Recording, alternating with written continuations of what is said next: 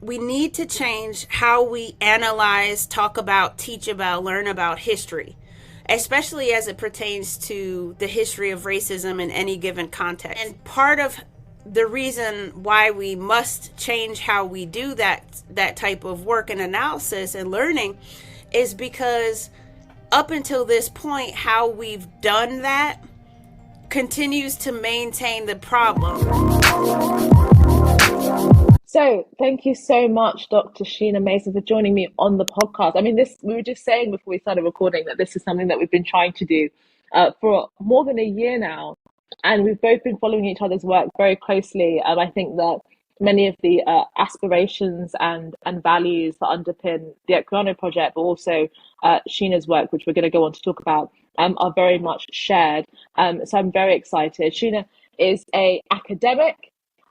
She is a thinker, and she is the founder of something we're going to talk very deeply about, hopefully, in this conversation today, of the Theory of Racelessness. So thank you so much for joining me. Thank you for having me. I'm excited to connect finally. Brilliant. So I guess the first thing that would be useful for our listeners is just giving a little bit of background about yourself. How did you come to be part of the conversation about race and racism in America? Well, when I was an undergraduate, which was long enough ago, I'm sure that's not true. I initially thought that I would study psychology, and I knew that I wanted to get an advanced degree no matter what I was doing, and that my ultimate goal was to help young people in the ways that I needed help as a young person, but often didn't receive. Literature specifically started calling my name more and more and more because of the ways that I could participate in cultural studies and historical studies and political science. And, it's just so interdisciplinary and transdisciplinary that's what drew me to literary studies. And then my focus on race was a result of my desire to help people, my desire to understand the racism that I had experienced growing up, and my desire to participate in the solution-making efforts behind the folks that I researched in African American literary studies. I wanted to participate in that. And so that really is what started my journey to what I now understand to be philosophy of race. And as the decades have passed, I've remained really obsessed with the question of what is race, what is racism, and to me, more importantly, or most importantly, how do we stop the causes and effects of those things? Okay, no, that's really helpful. I guess, so what do you understand as race, and what do you understand as racism? I think that's a very good place to start, because I think for a lot of, there's broad definitions that are out there in society that most people accept and think about. And then you have obviously the more academic contestation about what race is and what racism is. So it'd be helpful to just lay out what you understand as the different understandings of those things and where you come from on those issues. I define race and racism in exactly the same way. And for anyone familiar with my written work, you see that I spell the word racism with the word race in it, so that you cannot mistake what I'm communicating here. And I define this word racism as a social and or economic class hierarchy of humans based on the belief in race, the practice of racialization, which is simply the assignment of race to people, and the subsequent reinforcement of the various power imbalances as a result. That's how I define racism. And I lay out in my forthcoming book, The Raceless Antiracist, how the history of racism in any given context supports my definition of it, and that the more commonly accepted definitions of racism with the traditional spelling actually become redundant once you understand what race really is, thereby understanding what racism is. So how does your definition differ? So I know that it does differ, but it would be helpful to just lay out how you think it differs. So I guess when people say racism, a lot of people just think it is discrimination on the basis of someone's real or perceived race. Or they might, then you also have the kind of way in which it's increasingly discussed today, which is about systemic racism and this idea that I think essentially this argument that any disparities might equate to any disparities between groups is a form of racism. So how does your definition differ to other definitions? Well, as you just laid out for us, most people define racism with the use of the word race in it in a way that naturalizes or still upholds the category of race as if race is something separate from racism itself. In other words, people will say something like, racism is the belief in the superiority or inferiority of a particular racial group, right? Or of a particular race. That definition for me is redundant because if you understand what race has been historically, what it can inevitably always be, then you understand that that is the hierarchy. Like, it's reflective of the superiority, the presumed superiority or presumed inferiority of people. And so that's a distinction that I'm really inviting folks to think very deeply about, because so long as we continue to define racism in a way that maintains the category of race itself as if it's something separate and distinct from racism itself, then we will continue to find ourselves in the quagmire that we find ourselves in today in 2023, right? Even living in different countries, I understand that that many people are falling into the trap of either trying to dismiss race as insignificant or, on the other hand, trying to elevate race as if it's hyper significant, right?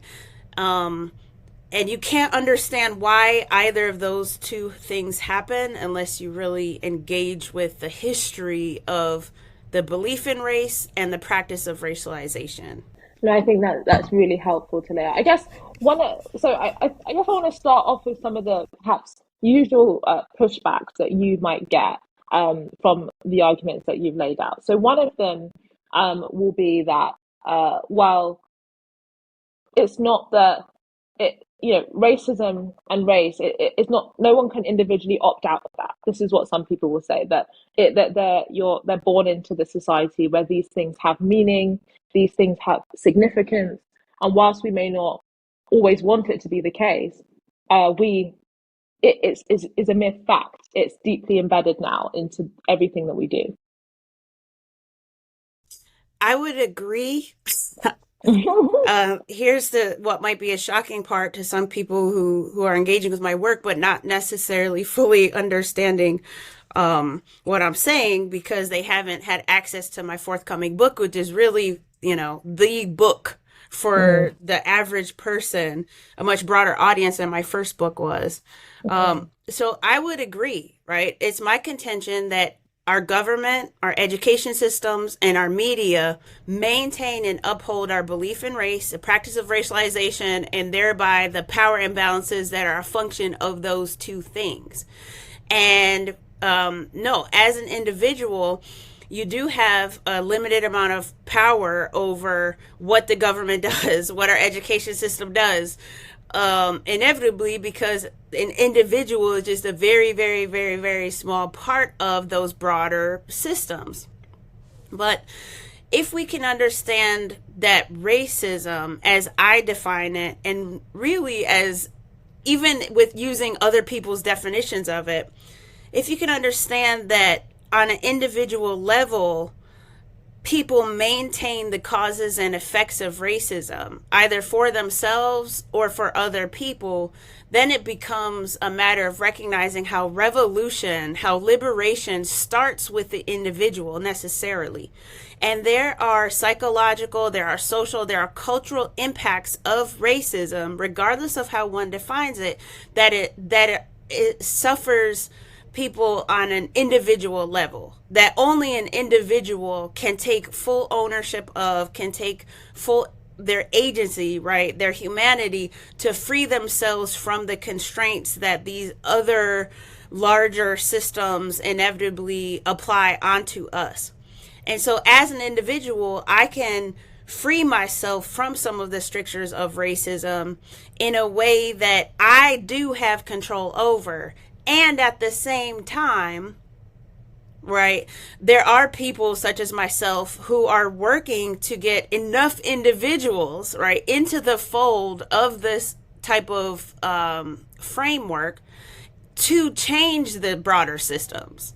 But you can't change the system until you help the individual see the light of day, if you will, right? And then enough individuals coming together will inevitably change the government, right? Because the government will reflect ultimately what the majority of people believe. But right now, the majority of people believe in race. We believe in continuing the practice of racialization. We believe in that, which means most people are also unintentionally, most of the time, participating in maintaining the power imbalances. And that for me is the problem, right? But we got to tackle both at the same time. We can't pretend that individuals aren't also part of the collective. What do you say to those that say that, even if it is true that race was essentially instituted as a way to create racial hierarchies, and at the end of the day, now Black people, for example, African American people, are binded by race, and that the reality of race now has a history, it's got a meaning, it's got a culture that has real meaning to people. And so even if the original reason that came about was negative, now it has created something that actually people are very attached to. So what do you say about that? Because some people might think, well, in a way, I don't want to abandon race. It's taken us a long time to be proud to be Black. Why should we abandon it or try and deconstruct it or transcend it? Well, African Americans have been trying to reconstruct and deconstruct race since its inception, right? Since before America became officially the United States. And so I'm participating in that history, in the genealogy of African Americans who are doing that reconstructive effort. But the difference is I've come to recognize that race and the function of racialization, there's nothing inherently positive about that happening, period. Which is why I reject the notion of colorblindness, that we should just pretend that racism isn't a thing, right? Or that it's not an obstacle, or that it doesn't have real consequences and harm people. And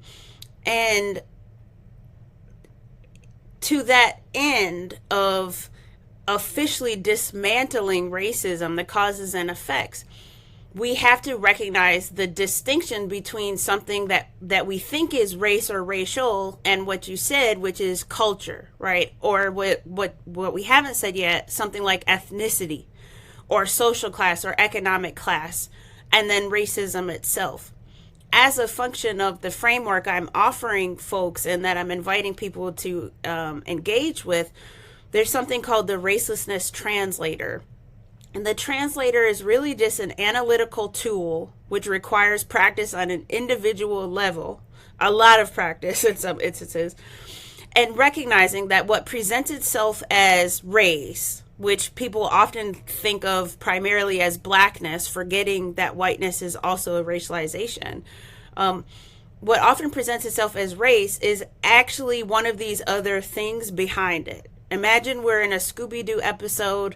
I don't know if that's popular in the UK, but we're in a Scooby-Doo episode. We're chasing after the villain. The villain looks like black and white, like half black, half white, and says race right on the forehead. And we capture the villain and we demask them.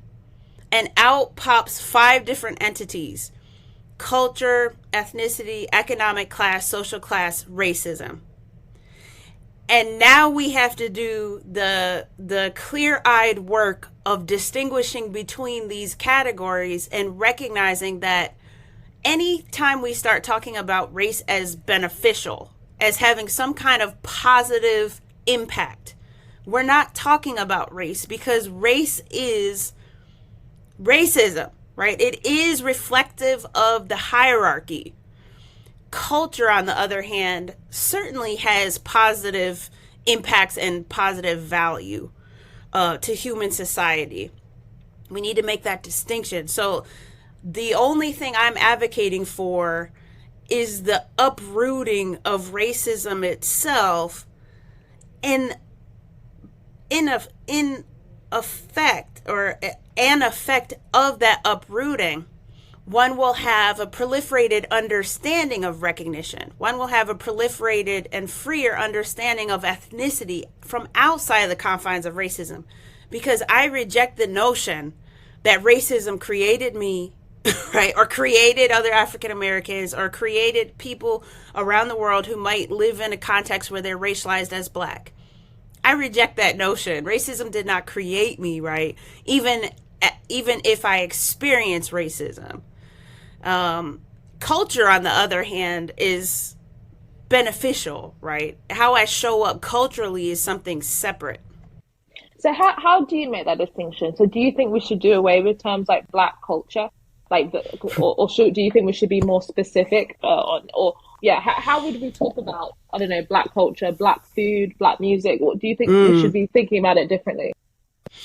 Yes. So in my forthcoming book, I talk extensively about what could be called, my philosophy of culture, philosophy of ethnicity, all of the things, because they're all interconnected in the context of places like the States. Yes, we need new language to describe culture, to describe ethnicity, which I think means that we need new understandings of both of those things. Because currently in places like the US, we're inevitably encouraged to think about culture and ethnicity from a racialized point of view, often missing what culture actually is, what ethnicity actually is, or what these things can be. And as soon as we step outside of the confines of racialized thinking or racialized thought, we can come to understand how hip hop culture, right? We can talk about any aspect of culture without racializing it, which I think gives us a truer sense of what culture actually is, right? That it is fluid, it's multi-directional, that you can be racialized all different kinds of ways and still participate sincerely in any type of culture. That last time I checked, because of human history, we live in very culturally mixed societies, right? And that different cultures impact each other, and that no culture is monolithic or singular, right? Like they have many, many, many roots in some instances. And so I am inviting folks to think about not just replacing language like black in black culture, right? But expanding and exploding how they're even conceiving of culture in the first place, to get outside of the problem of racialization, to have a fuller and truer vision or view of what culture and ethnicity are. And then from there, we can decide, okay, now how do we describe culture, right? How do we describe culture from outside of the confines of racism? And it's not a matter of pretending that we're all the same culturally, right? Hear me, listener. I'm not saying that, right? But I am saying that we have it wrong. We do have a lot about culture and ethnicity wrong. So that brings me on quite nicely to my next question.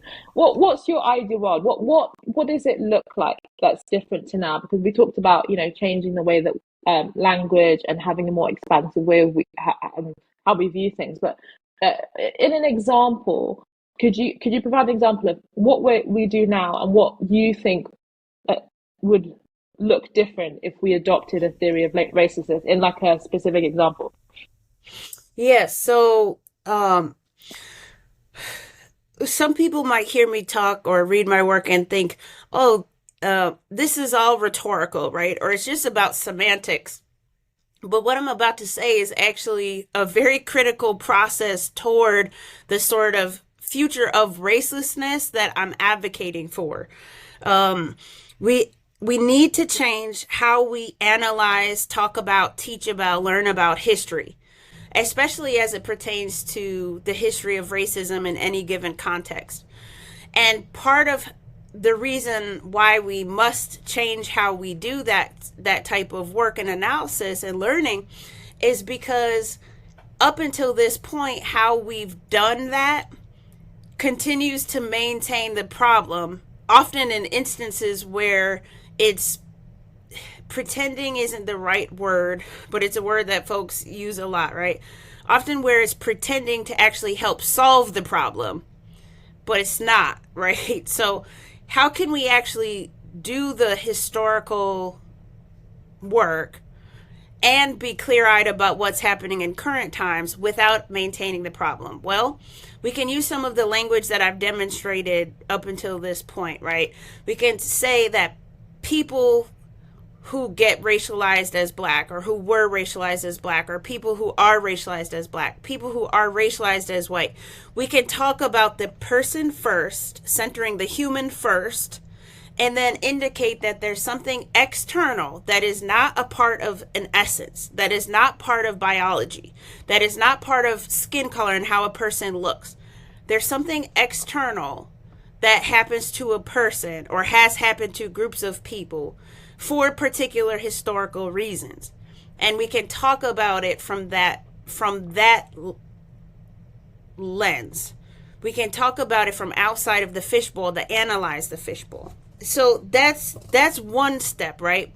The other step is, especially for early education, I know our education systems are different, but in the US it's K through 12, right? So if we get the K through 12 education such that we teach children not just this different way of analyzing their history and their current societies, but also include philosophies of race, instead of defaulting them into philosophies of race without naming philosophies of race, then we open the door to those future generations to engage with the philosophies of race that are not mainstream, that you seldom hear of and are really never taught, that I accidentally came across, right? Like I accidentally found myself in these other ways of thinking about race and what to do with it. And that to me is going to become critical in terms of the future making that I'm imagining. Because if we get early education right, and if we help more people in our generations, right, in the older generations, along with philosophy of race and this new language and the racelessness translation, then we start to stop the dehumanization of ourselves and each other that is a function of the belief in race and the practice of racialization in the first place.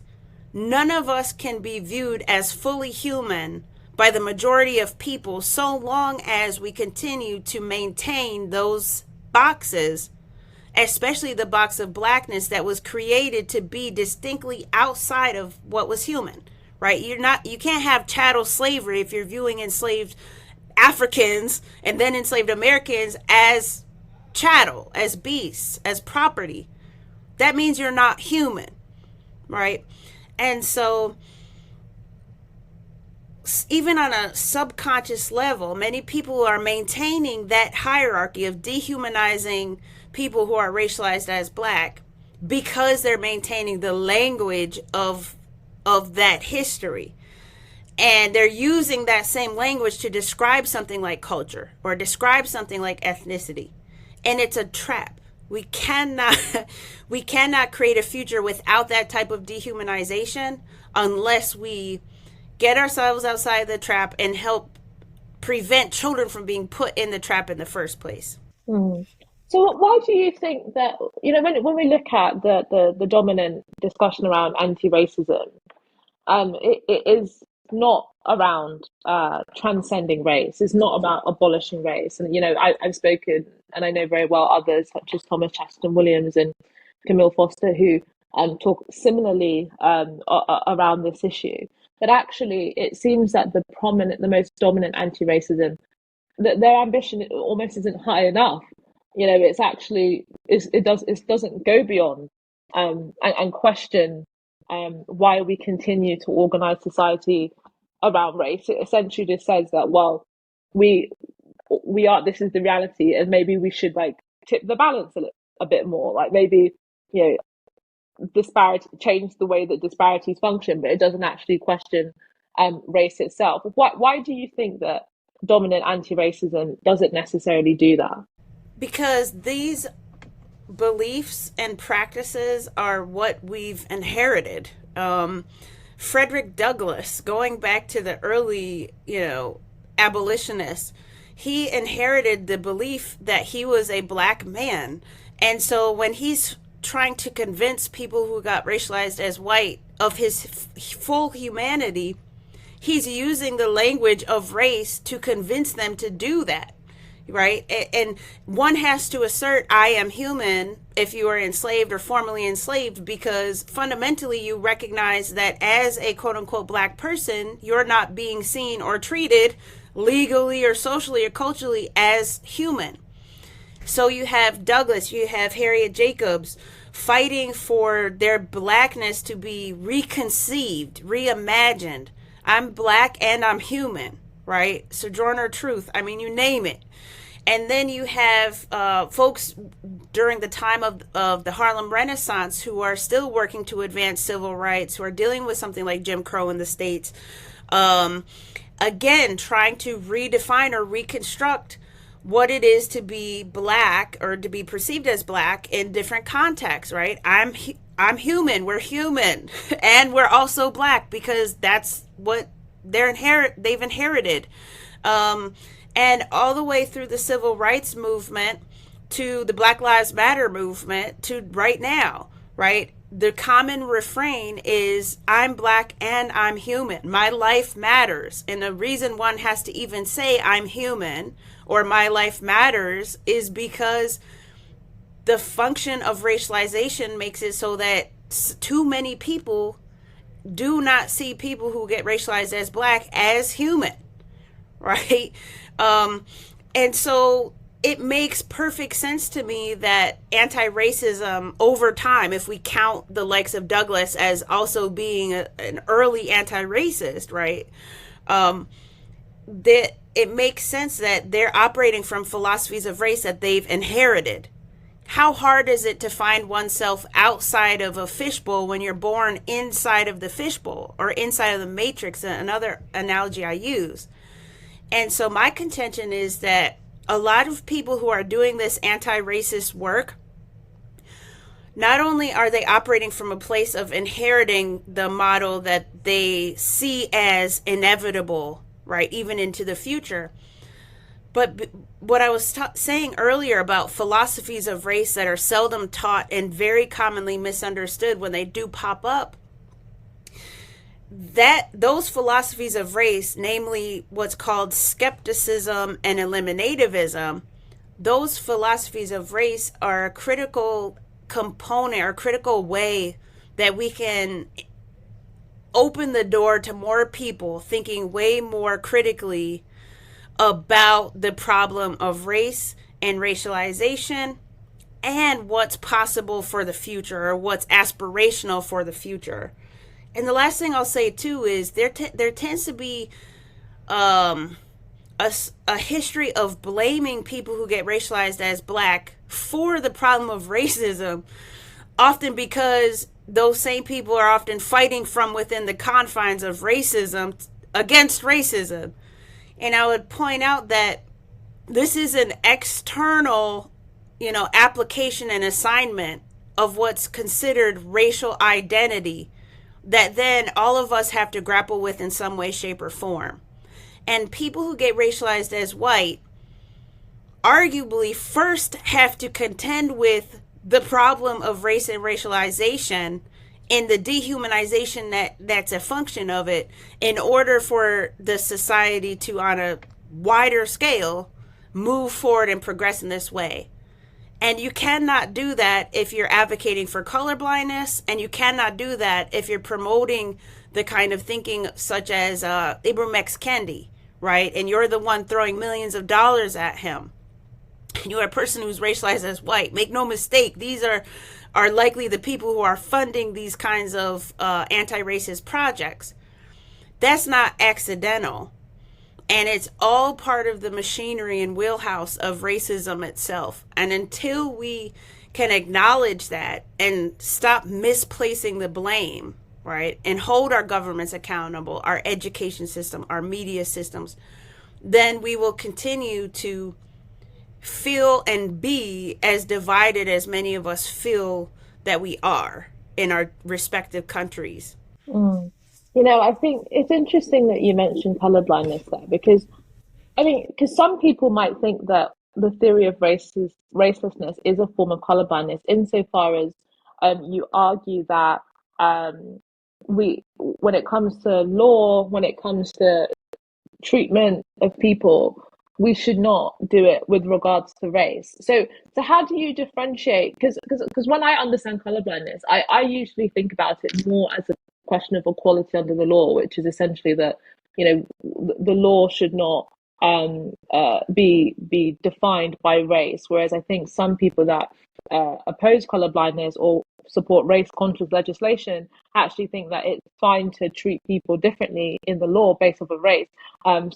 In order to achieve an equitable outcome. So, for example, I know that some critical race theorists might argue that the law should take into account the fact that Black groups or those racialized as Black are historical inheritors of racism, and that should be counted in sentencing, for example. So how do you differentiate between racelessness and colorblindness? Because some people might think that colorblindness is almost a form of racelessness.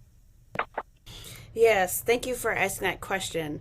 I dedicate an entire chapter, a lot of words, and a lot of pages to the distinction between colorblindness and what I mean by racelessness with my theory, right? It's a critical distinction because colorblindness, as I understand it, and as most people tend to think of it, it has to do with this idea that I can see you, I can translate something about you into race, right? But I don't treat you differently because of that translation or that information. And the trap that people who often espouse a sort of colorblindness can fall into as a function of that still belief in race and practice of racialization is the ignoring and overlooking of the reality of racism. And that's not accidental. It's my contention that because one still believes fundamentally in race and still practices racialization, even if one in good faith works to overcome what could be described as unconscious bias, right? Or conscious bias, because of the interconnection of racism and race, thus how I define those terms in the same exact way and spell racism with the word race in it, because of the interconnection, there's nothing that fundamentally disrupts that dehumanizing apparatus for a person trying to be colorblind, to the point of again encouraging folks to fall into the trap of ignoring racism. Because if I believe I can ignore race or should ignore race by my own definition, and this is how many folks would also interpret that, by my definition of racism being the belief in race and practice of assigning race to folks, and then the subsequent power imbalances, I'm ignoring the power imbalances. You cannot solve a problem by ignoring it. And there's a lot of literature out there that shows the ineffectiveness of colorblindness for this very reason. And so theory of racelessness actually invites folks to be more clear-eyed about race and racism, racialization, in ways that colorblindness actually proves to be an obstacle. Because if you can grapple with the problem of racism, the reality of it, the existence of it, whether historical or contemporary, from a place of seeing yourself first as human and seeing other people also as human, raceless, right? Some of the barriers that colorblindness, or on the other side of the same coin, like race consciousness as you described it, some of those barriers are then removed for more people, because now we can grapple from outside of racism with the realities and the problems of racism. And more importantly, we can make a conscious decision. Okay, is this a place that I want to stay? Is this a future that I want to create for future generations and I want to participate in that? Or do I want to choose to believe in race and practice racialization? And people choose all the time, right? And do I want to then maintain this idea of colorblindness, or do I want to maintain race consciousness? Like, at least be presented with a third option of recognizing both, recognizing the problem of both, the limitations of both, and then going forward. So how has your work been received? Because obviously, we had the Black Lives Matter movement in 2020, and that was a global movement. And it obviously did spark as well as reignite lots of discussions about racism and race within society.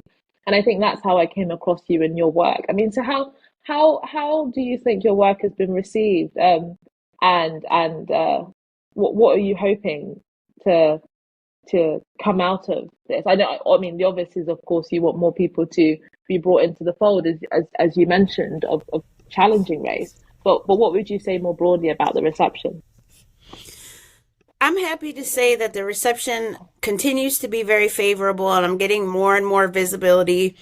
I'm anticipating some long form articles about my work to come out in a newspaper in Ireland at the end of October. Yes.